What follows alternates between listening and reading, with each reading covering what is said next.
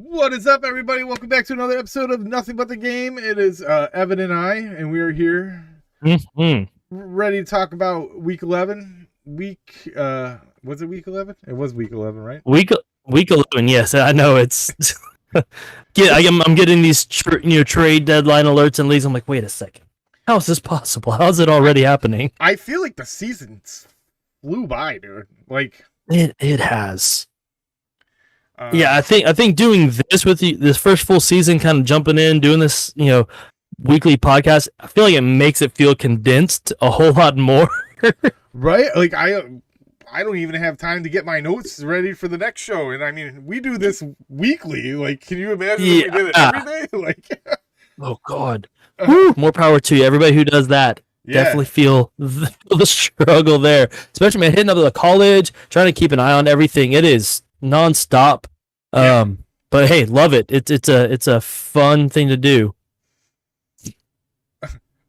Man, all right, bear with me here, because it's already starting. Yeah, I know. Like the show, well, they just scored, man. Like, this is just Tuesday. So everybody listening here, we got Sabres on right now. It's kind of obviously Fitz is up in Buffalo, so he's got a little bit of a.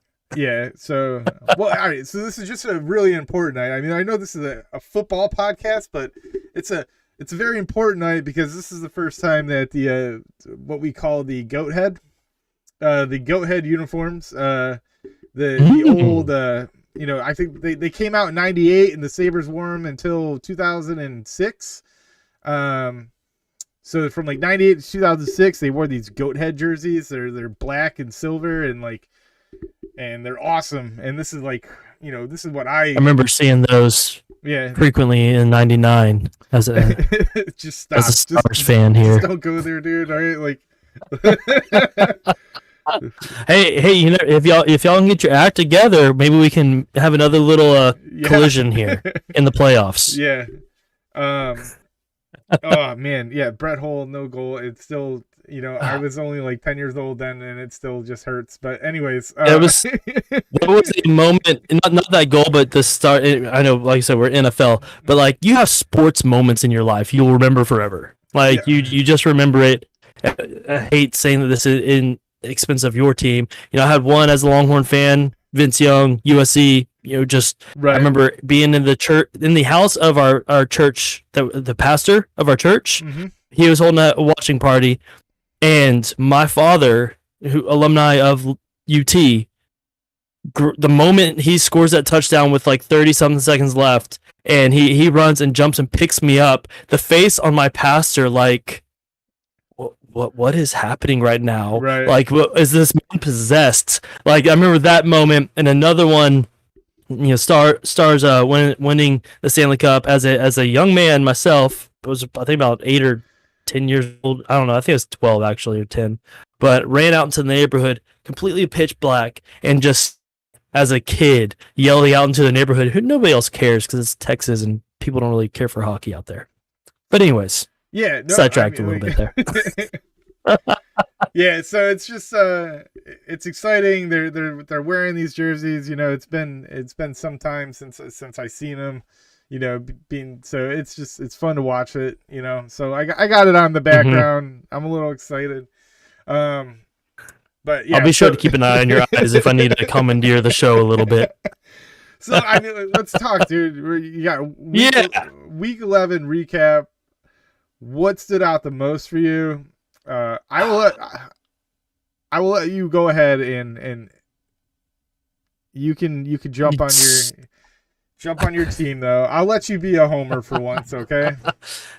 And I will take advantage of that because usually I am a pessimist whenever it comes to watching my own teams, and it's by choice. It's just kind of like, hey, this is where you could work.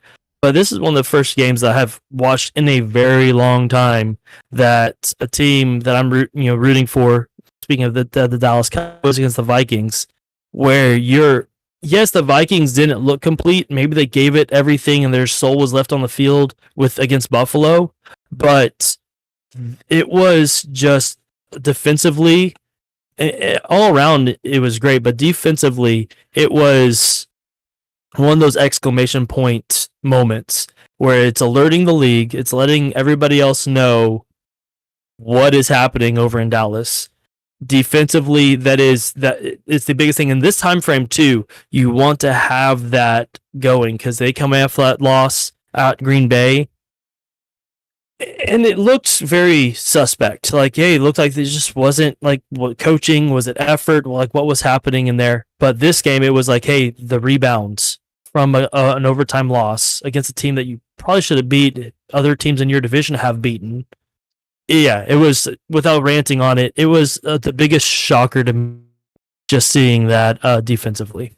So, I mean, I'm going to rant on it just a tad bit because you kind of hinted at it. That Green Bay, they just freaking scored again, dude. that Green Bay. They should have these jerseys all the time. This is their new from now on. That Green Bay game for Dallas, to me, was very like your classic trap game. Because Green Bay was honestly, Green Bay was struggling, and they're still struggling. Oh yeah, they are.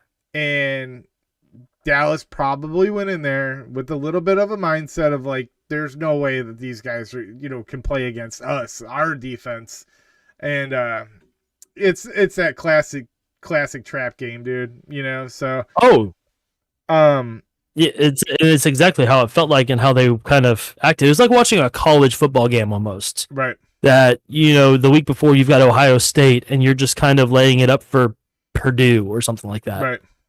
I mean, yeah, it's to me. I actually saw Micah Parsons. Micah Parsons tweeted out to Dan Orlovsky, NFL analyst or whatever. Did he? Yeah, and he was just like, why does the NFL why is NFL voting geared towards quarterback MVP?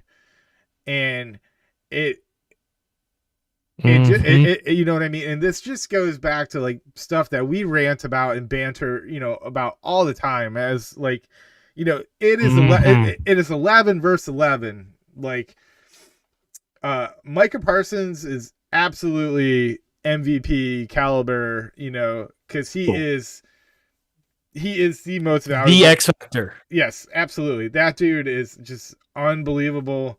Will he ever be like, LT type, caliber, like Lawrence Taylor type? Who knows? I don't think there will ever be another Lawrence Taylor, but you know what? In my lifetime of watching sports, he is the closest thing to it, man. Like, that dude is scary. Yeah. He's my favorite athlete. I'm a fantasy football guy. Yeah. And one of the main reasons I watch NFL is because of fantasy football. He's my favorite player to watch, and I'm in no defensive league. Right. I mean, it's just, it's exhilarating to watch him. He is scary, and I think Dallas just put everybody on notice, man. Like, sure, Philly might be that one seed over there in the NFC, but if they have to go, if Dallas keeps going, dude, and Philly's got to go through Dallas to, that's going to be a really good game. That might be the game of the year. Like, man, I am stoked to see it because and Philly has put up there and shown like what they can do in command and just an overall effort, and it's consistency that they've done.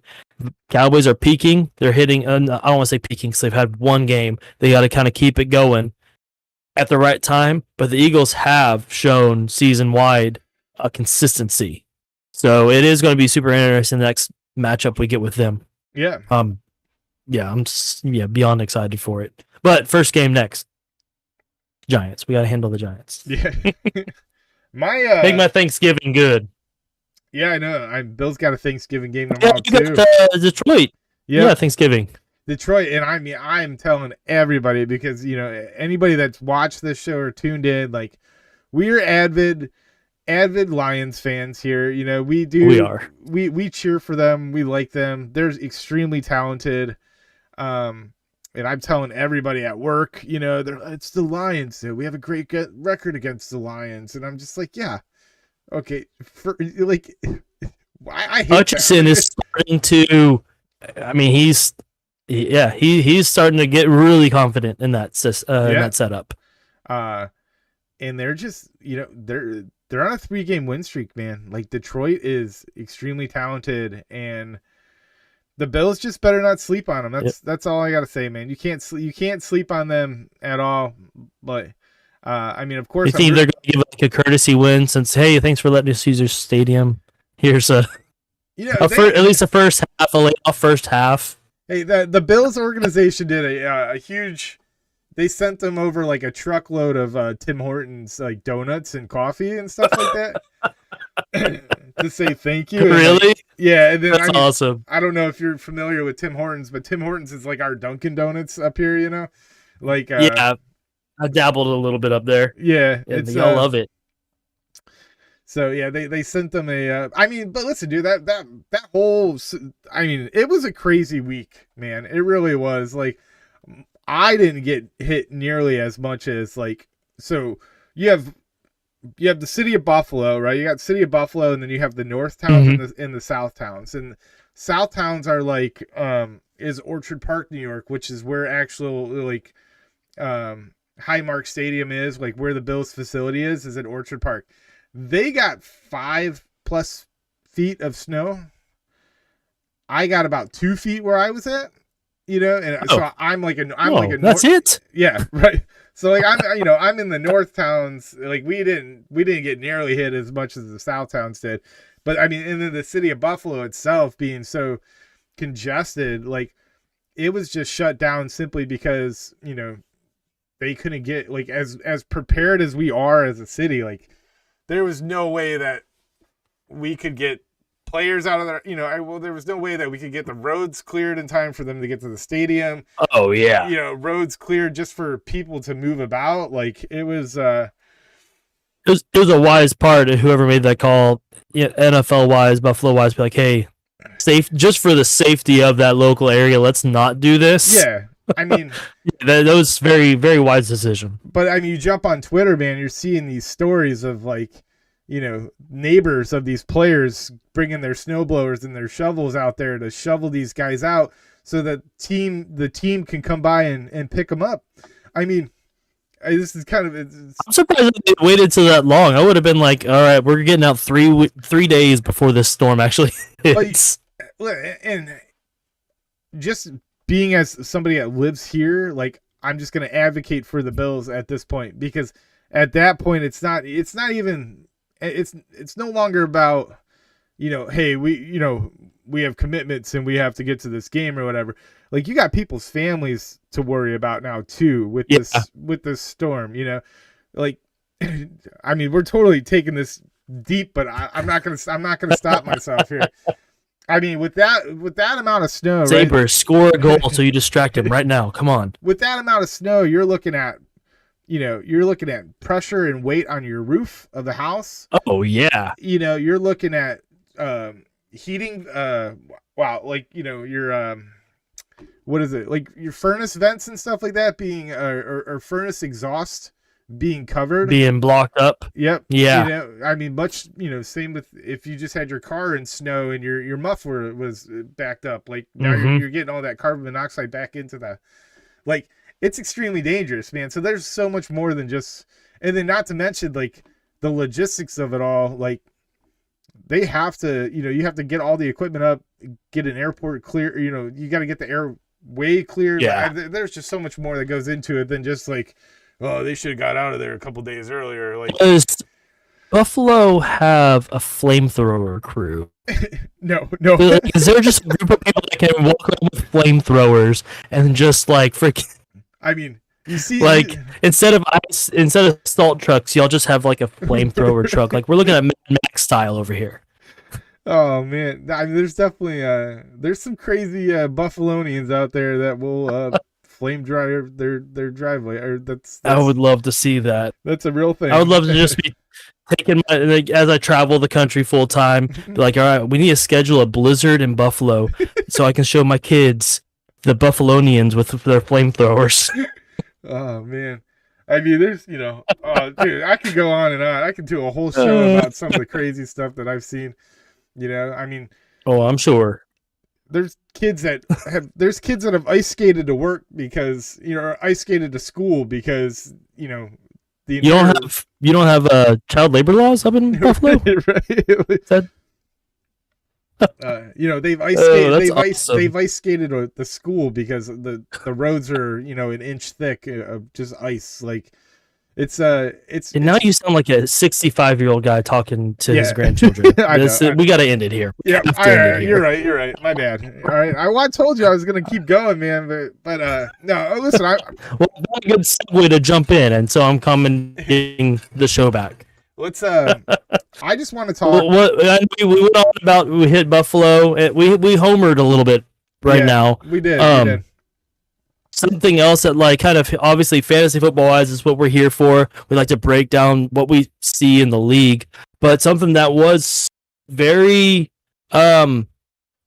substantial when it comes to week 12 going into playoff determining windows, teams that are on the brink either figuring it out or what they're going to do. A few injuries that kind of came about and or emerging other guys that you could have possibly picked up off the waiver wire. I didn't know if you had somebody that you've kind of peaked on, or something like a team that has got some kind of jumbling pieces up that have piqued your interest fantasy wise. Has there been anything that kind of in particular has jumped out to you, like in this past week? I mean, in terms of emergence, I mean, I love the emergence of Chris Olave, in the Saints. I mean, but in any sort of redraft, or not, maybe in a redraft league or something like that, you might be able to still claim him. Any sort of dynasty has probably already drafted him, or gone. But Chris Olave's really turning on. I love and hated the Darrell Henderson move from the Rams. Them cut So you got Kieran Williams, and now all of a sudden the hate for Cam Akers is gone. Now all of a sudden Cam, you know what I mean? And but Cam Akers was this, I know. I mean, but all of a sudden Cam Akers now is the number one back there. He's doing what he did last year. It's like, hey, let's just start kind of peaking up at this time, and let's get the interest come playoffs. Maybe I think last year he kind of peaked it a little too late for fantasy playoff purposes. Yeah, he did. But it was a little bit involved, but it was definitely kind of reminiscent of what's going on. And go ahead. On my side here, so I know I threw that over to you. I had a specific guy looking at. It's a little bit more interesting going on the things that we've been talking about, like how Carolina, we don't like Baker Mayfield at all. Like, it's just him being there baffled us for what they had. They have Sam Darnold. Now Sam Darnold is the actual starting quarterback this week. 1 week after Baker's come back, nothing exciting at all.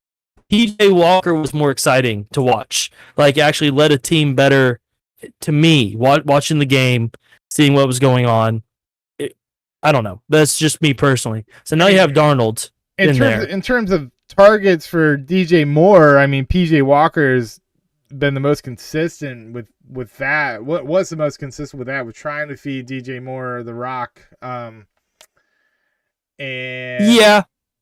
I mean, that's honestly, I mean, in terms of fantasy rosters, like I'm invested heavily into DJ Moore across the board in almost all my leagues, and it's really hurt me this year.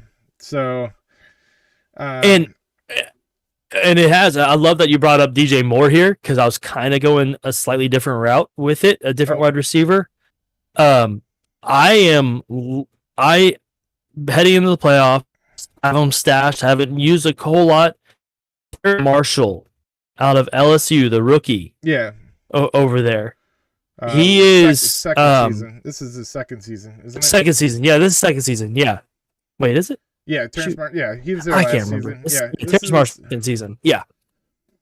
So the Anderson leaving opened up a big slot for him. Baker Mayfield, I don't think was going to do a whole lot in that realm. think Darnold is going to do a whole lot either.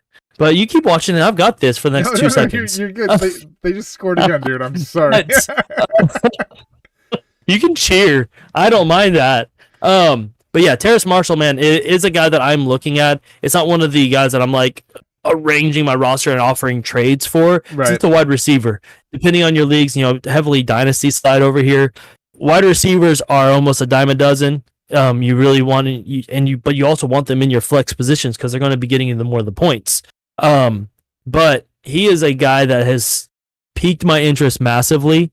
In the last few weeks, especially, I know, it's about 10 plus points in the last 3 of the last 4 weeks for a guy that has kind of flown under the radar for a while. And I think he is taking advantage of that Anderson leaving. And I'm hoping maybe there might be a Sam Darnold connection there a little bit stronger, as teams will focus defensively on DJ Moore. So he's more of a dynasty ad on my side, but I think keep an eye on him. Low-key, you could try to see what you can offer him in a league and just put him onto your roster, because come week 15, 16, he might, that team isn't doing anything playoff-wise. He might make some kind of emergence as that coaching staff and head office tries to figure out what they do have. Yeah, they're I don't really know what the hell is care. I mean, I know we've tried to dissect that. I think that's a black hole of just trying to figure it out. I mean, couple weeks. I mean, when the Robbie Anderson trade happened, and then the Matt Rule firing. I mean, we called all that. Oh yeah. The week before, and then we called it exactly what it was going to be, which was going to be a fire sale. And next, CMC's out the door. So, I mean, none of these quarterbacks are going to be on the roster next year. Like, you have no idea what the hell they're going to do, because no, I think they're both Baker Mayfield and Sam Darnold both on their 5th-year option right now, and neither one of them has an extension in place. So, Matt Corral. Listen, dude, Matt Corral is my. He's been on my IR for like 3 leagues. Yeah, well, he's my guy. I mean, going into when they drafted him, I got extremely excited because Matt Corral is, to me, like a very much a Drew Brees type player. Like, this guy is just not so much Drew. So I say this in comparison. Like, Drew Brees was a gamer, dude. Like, that guy just knew how to turn it on in a game. No moment was too big for him. Like, he was just a gamer.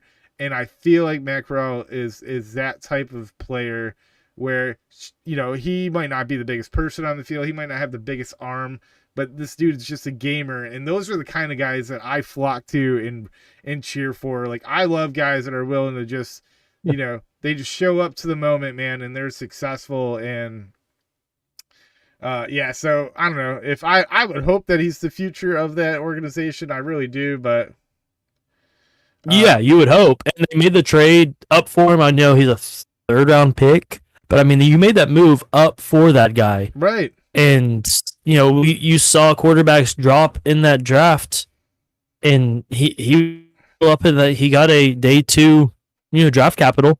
So he has that there for quarterback. You're looking for that day 1.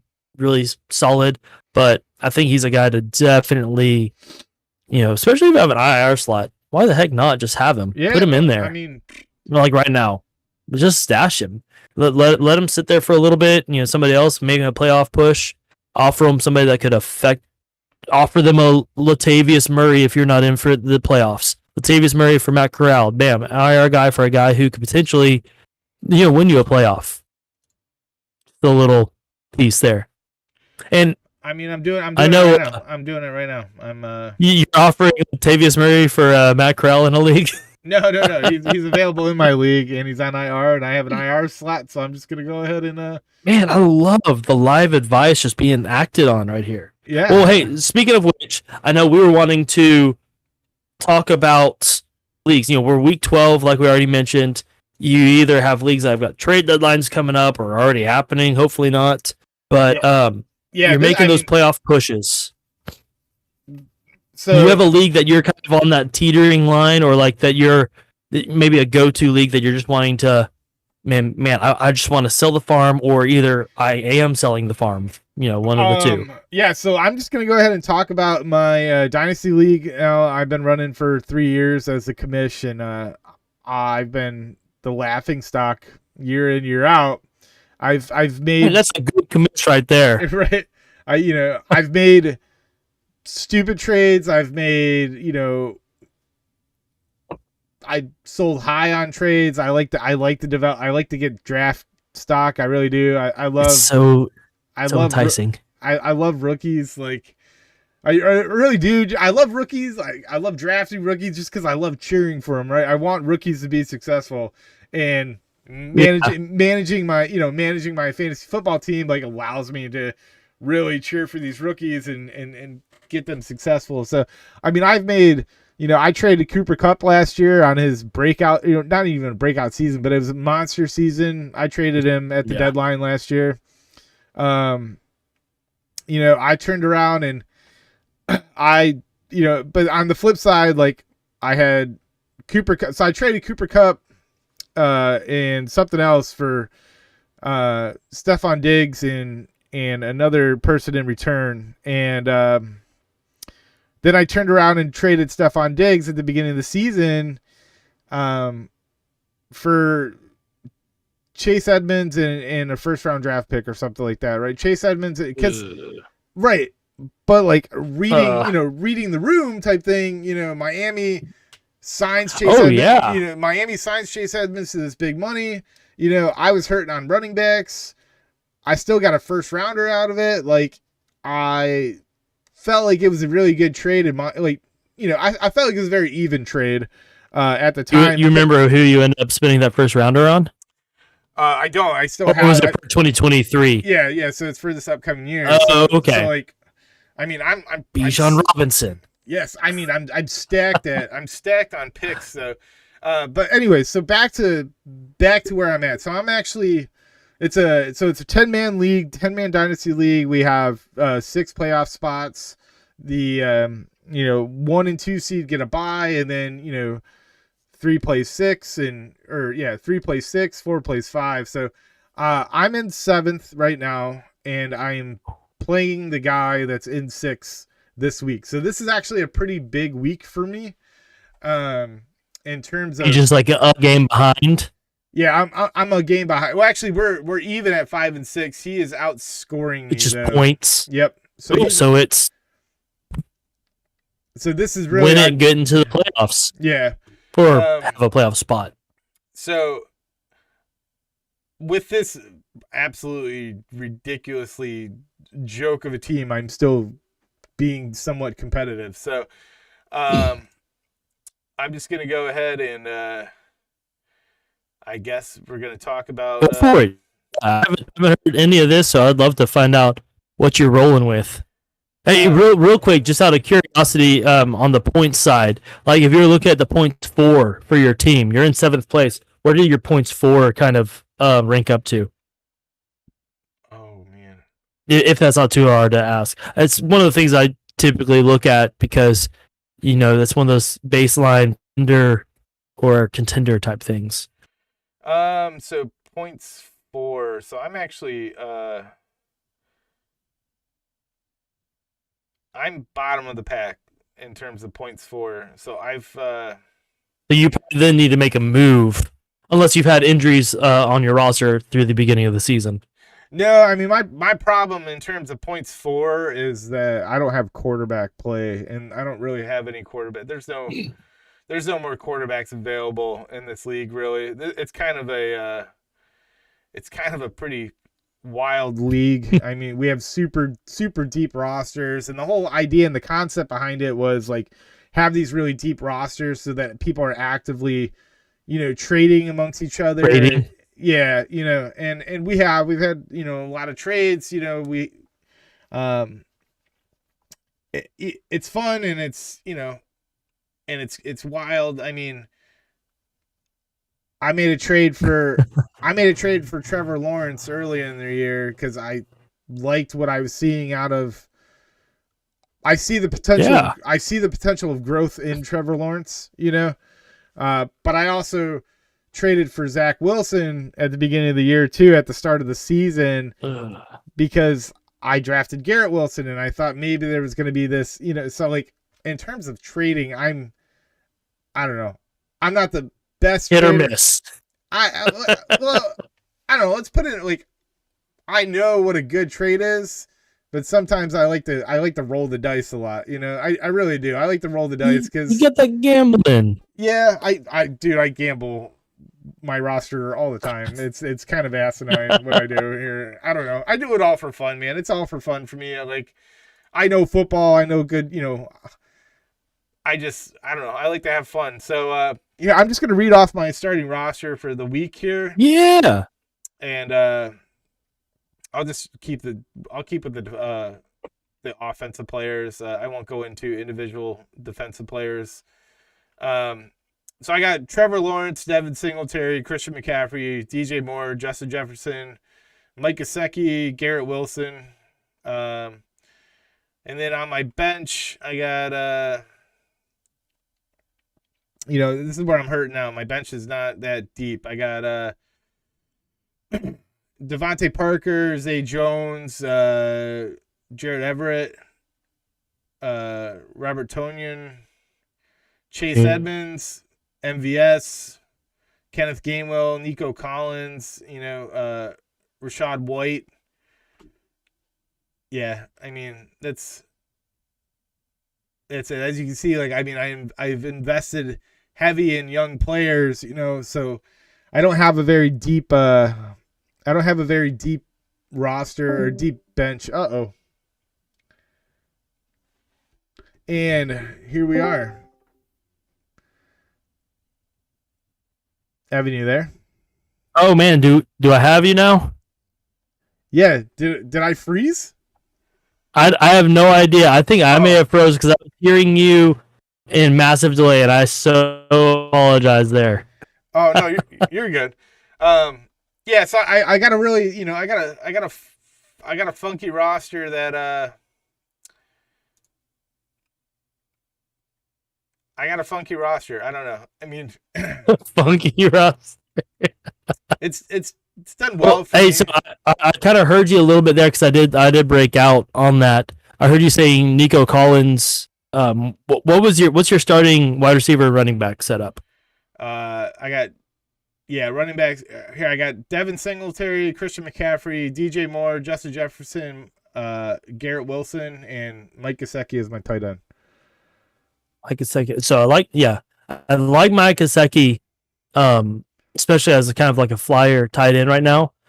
As an owner of Kyle Pitts and a few other guys, I've been kind of eyeing a trade for guys like that.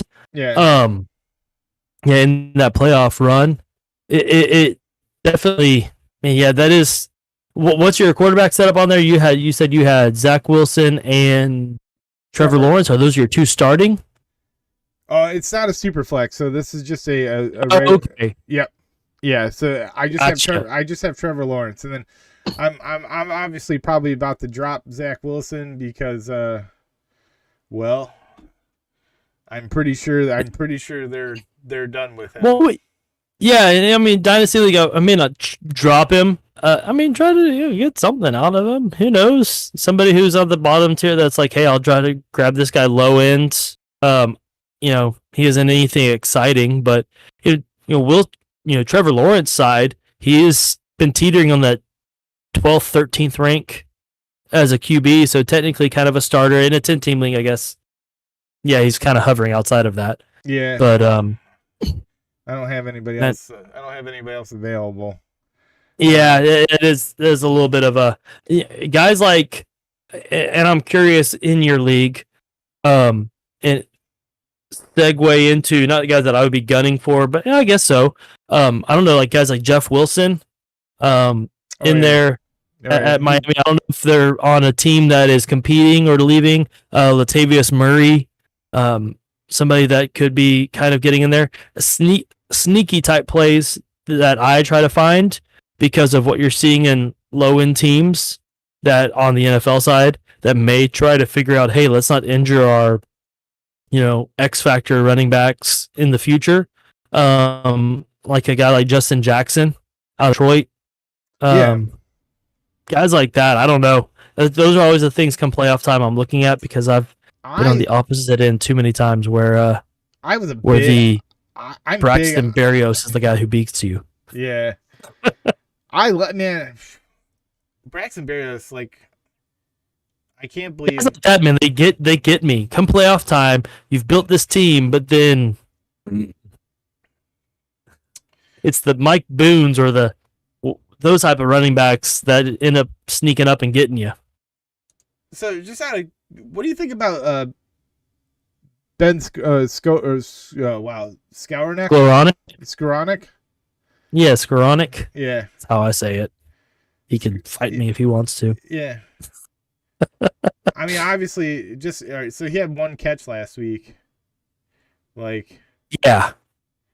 So that would come into, in my mind, if I'm building a roster, that is a roster jammer in my mind. But if I've got a best ball league, that's a guy that I would like to kind of have on that best ball roster. Right. Because it could just potentially go off. But on a roster spot, it's one of those where you don't ever actually smash that unless you have a crazy thin wide receiver lineup.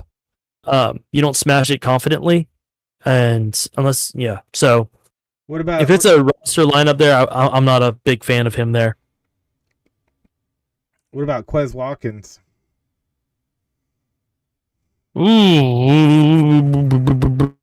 man, that's your boomer bust guy right there, right? Like, yeah. So, man, he is massively boomer bust, and once again, I don't like repeating it over, but that best ball would be the amazing setup for him. Right. But if you feel like if you have that flex spot where you feel solid in your starting wide receivers, and you're like, hey, I know I'm going to get this, floor of points from these guys, then the team I'm going up against, I need to kind of have an X factor to really beat them. Quez Watkins would be one of those guys. If he doesn't drop the ball or fumble it, at the end of a catch, he is a 12-point guy for a flex spot that you're looking at trying to get 10 points out of, or potentially a 17-point guy if he's like a touchdown or something.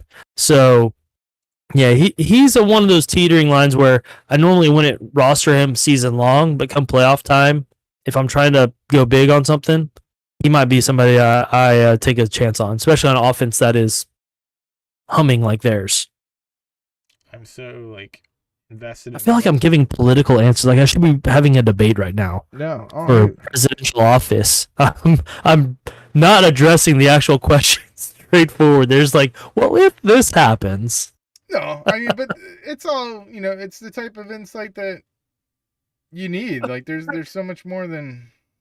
Oh my god, we got somebody spamming our chat right now. It's one of those ads, dating tastes good or whatever. From the Philippines, right? Is that what you're telling me right now?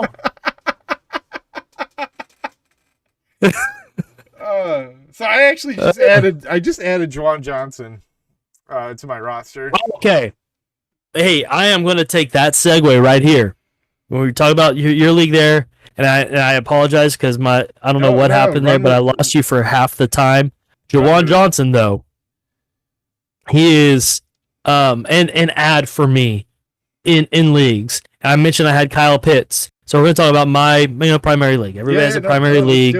You jump in on. So this one is the very first one it was a commish of that's a Devy league. We're a 10 team as well. And, it's kind of a startup one. So very intimate group, family, friends, all those different types of things. 6 teams make the playoffs. Top 2 get bye week. I am at the 3 spot in this league, and I am at the 3 spot in it. I'm at that because I have 1 less win, but at more points than the number 2 spot. So it's kind of that hopefully he loses and I win type scenario. Right. But I did have Kyle Pitts. Before he went down, though, I didn't start him last week. I was starting Juwan Johnson last week. with Kyle Pitts on the bench.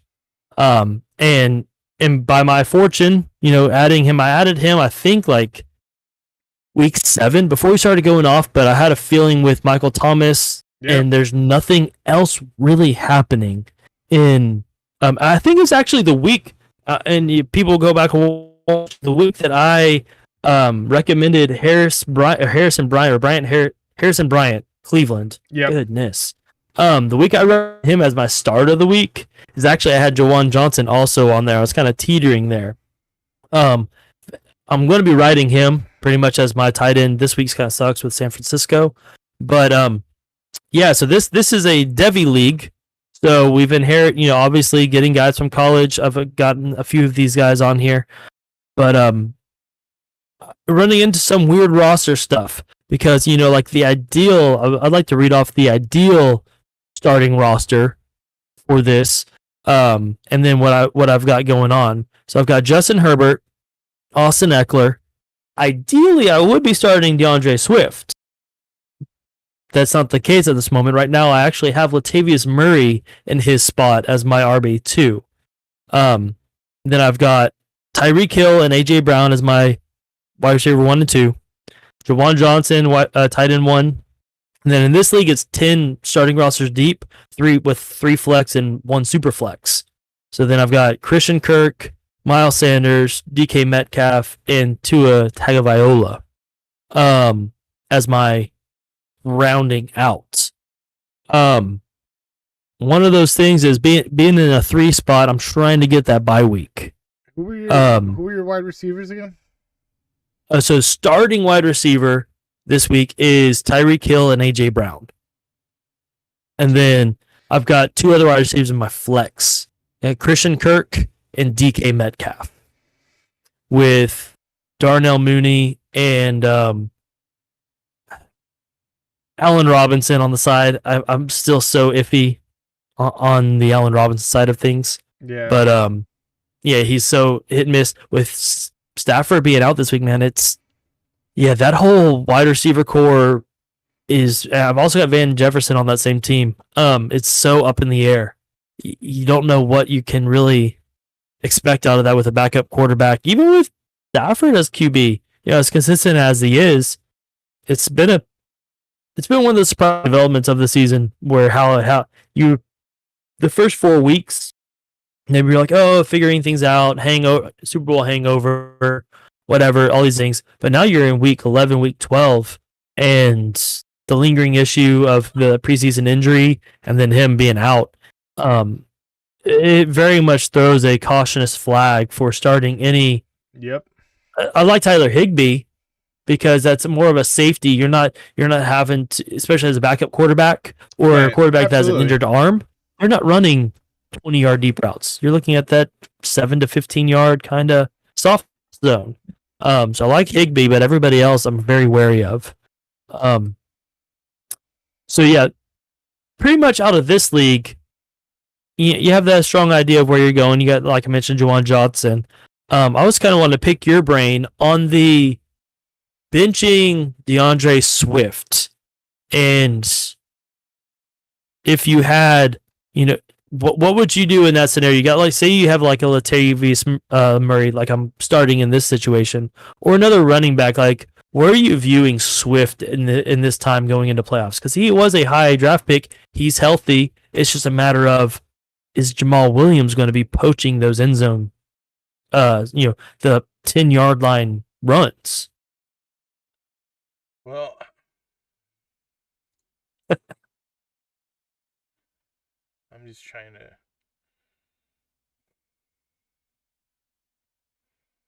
Yeah, I did not mean to throw you for a little loop there. My bad. No, you're not. So I'm just thinking right now because I'll tell you this is. I don't know. I mean, running backs have been super productive against the Buffalo Bills, and the Bills the Bills come out in like a base nickel package. So like nickel is their base defense, which usually ends up leaving soft coverage. And the past couple of weeks, you've seen, like, I mean, even Nick Chubb had success catching out of the backfield. Dalvin Cook was, successful. Dalvin Cook broke that huge 80-yard. I mean, Aaron Jones the week before was extremely successful. Michael Carter, like so they play this base nickel package, and it's a mentality of like bend don't break type thing. So they're extremely good. Okay. They're extremely good in the red zone, but in terms of like a cumulative like yardage and success, maybe for running backs, like I'm okay with starting DeAndre Swift against the Bills. Like I don't think that. So in terms of like, I don't think Detroit essentially wins the game, but I think DeAndre Swift is definitely a guy to productive. Is extremely productive this week. I actually have in my one other league, I made a trade last week for Jamal Williams, while also having DeAndre Swift on my roster. So now I have both DeAndre Swift and Jamal Williams on the same roster, and I'm playing them both. Like, I mean, I had a total of 4 touchdowns between them last week against the Giants. Like, so then, that is a great point there, and I love that you brought that up because having 2 running backs in there at the same time is kind of for the same team is kind of controversial, but the way that they play are very different. You have the more athletic, and then Jamal Williams is that, I hate the typical but lightning thunder combo. Right. Swift to me is an all-round back. It's just I don't know what's going on where he's found his spot. Out of curiosity here, just because of where Detroit is, if you're projecting into the playoff window, unless they keep this win streak going, God forbid for the Bills, sake, I made in that same league. I made a ad. Justin Jackson, the other running back at Detroit. He last week also scored. He pulled in, I think, like below 10. I'm looking at it. Yep, right there. 9 attempts and 66 yards. So he's quite efficient. Sorry. Ooh, you're good. Man, good. I need a one of what are those? A sneeze button for those things. Would you be somebody that, like, say you have Swift or Jamal Williams? And I think Jamal Williams is a little bit more bulletproof on this, in the fact that he wasn't the high draft pick, lead running back selection that they made, so they're a little bit more risky, I think, with him.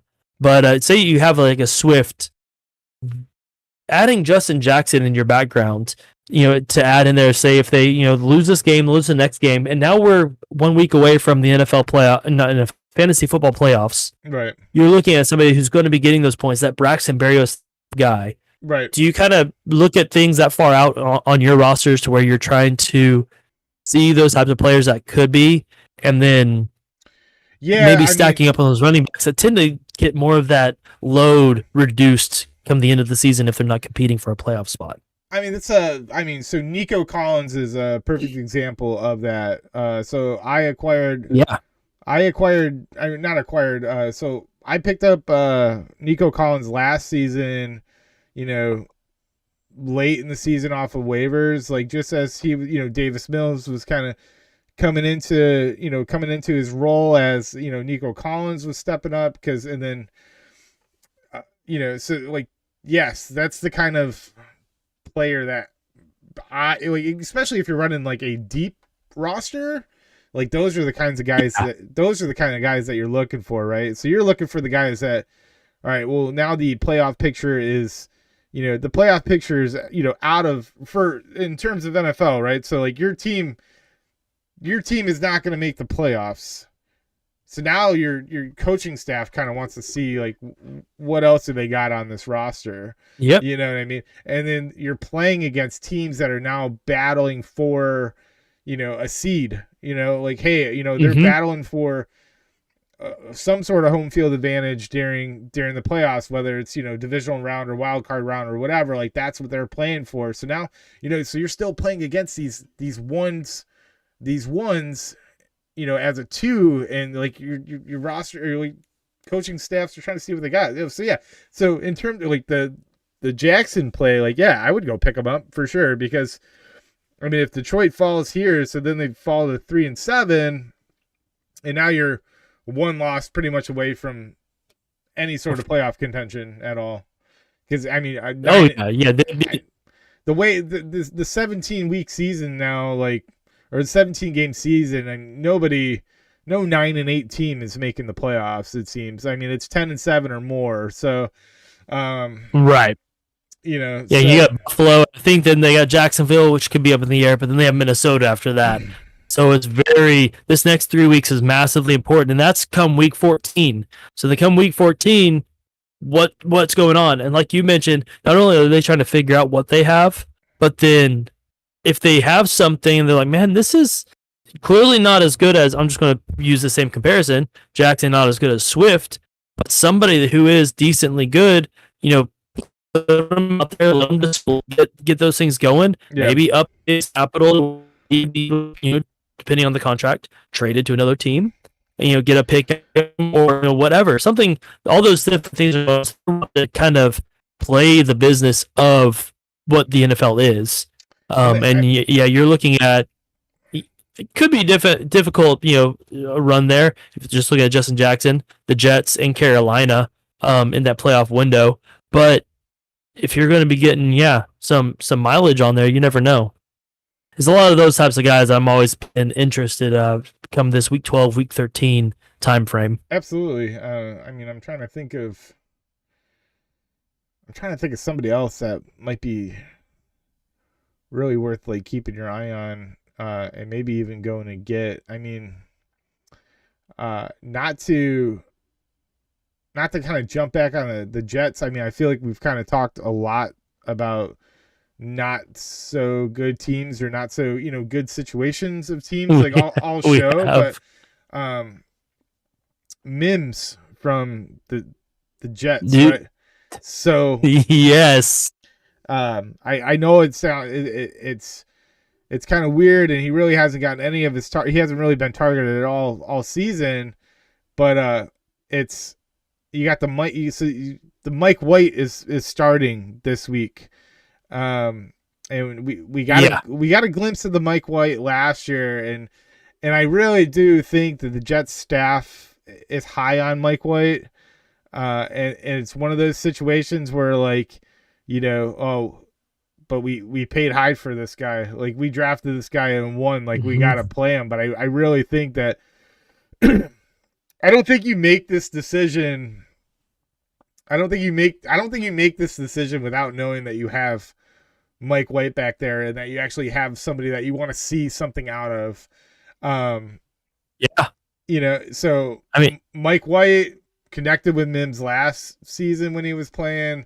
Now you got Garrett Wilson too, which is going to free up, because Garrett Wilson's coming on pretty strong here. In a rookie campaign, he's making contested catches. He's very, he's filling that role as a potential wide receiver 1. So I really like, I like Mims here, Denzel Mims, for the Jets, as another guy that you might want to pick up now, because he's, you never know. Right. I mean, I like Denzel Mims a lot. I think he's extremely talented, and he's just another one of those. He's got that moniker on him, the Baylor wide receiver. Yeah. Kind of, can they actually push through and do anything? He's got the physical size, speed, and everything. And he's made himself available, and it's one of those things that you typically hear of where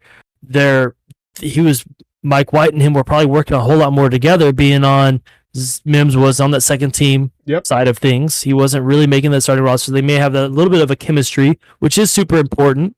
So you never know. And maybe but just storyline type stuff. But maybe the Jets, after losing consecutively to New England, not to Bailey Zappi, but they got Bailey Zappi, and they're both Mike White and Bailey Zappi are Western guys. So we'd be like, wait, we can find some kind of something in here. Maybe we can get some kind of chemistry, spark this team back up. because I mean they've clearly got a season going on. They've just got to figure out what they have going on there because they're playoff. They should definitely be experimenting a little bit. Yeah, I mean that's why.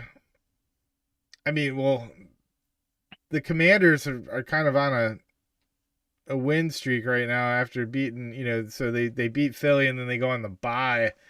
But like, I mean, I want to see the Sam Howell experience here eventually this year. But and yeah, they're right on that too. I think they've got they could play one more game than the Jets. But yeah, man, you've got a lot of those teams that are on that bubble that do have some weird quarterback situations. I mean, on the AFC side of things, let me see here. Yeah, on the AFC side, you let the Jets go on the Colts.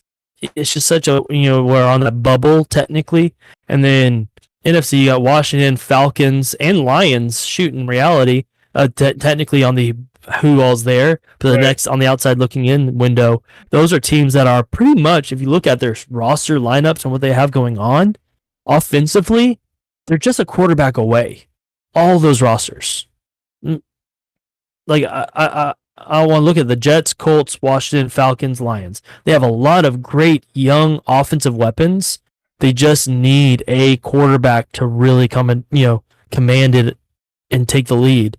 Falcons, hopefully they got it with Ritter. Not feeling so strong there. Jets, I think, are still up in the air. I didn't like Zach Wilson a whole lot, and then Sam Howell is super interesting at Washington, but Heineke has really kind of put his stamp on that team. So, and the Colts will just figure it out. Heineke's really put his stamp on Ron Rivera, the head coach. Like Ron Rivera, he if you're gonna put a stamp on somebody, it might as well be the head coach. I mean, but he loves that kind of attitude, the grinders, and that's exactly what Heineke is. I mean, he's a grinder. He played in the XFL. He's played in. I think he played in the CFL. I mean, he's a journeyman.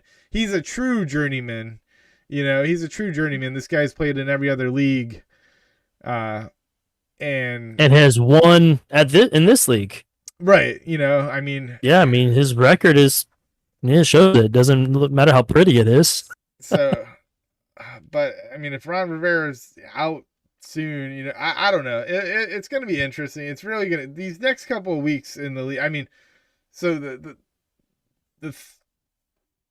what am I looking for? Not the second half of the season, but like more of the third of the season. The final third. Yeah, the final third. Like, it's gonna be interesting to see who's out there, and that's honestly, it's kind of to me, it's kind of like the off season. Like, it's my favorite time of the year. Like, I love watching guys step up and get their chance to shine. So they step up, and then you also starting in a better vision of who's going to be in certain draft spots. Figure out where they're going to be for these new guys coming out. Yeah, it is my favorite part because you're looking at watching film. And I will take that transition to our final little mini segment here. Yeah, go for it. Speaking of quarterbacks, all these seems like you use a quarterback. Going to throw out a guy to y'all. This last little bit on our episodes, we're going to throw out a Devi Dynasty guy that you could be looking out for, primarily focusing on this upcoming year's draft. So this 2023, I've got a gentleman here that I've been liking. Speaking of Zach Wilson from his alma mater, a guy that is athletic as all get out. He's got the arm. And the thing that I like most about Jaren Hall, the quarterback out of BYU, is his composure and leadership. He's made a little bit more this season, made a few more errors, on the interception side of things, that in watching film, kind of pushing it. And I know they went through a few, like a 4-week losing streak pretty much. But in that time frame, he was losing a lot of quarterbacks, wide receivers. But this is a guy that we're looking at a draft where we have CJ Stroud and Bryce Young. Those are the two, number 1 and 2 quarterbacks everybody's looking at.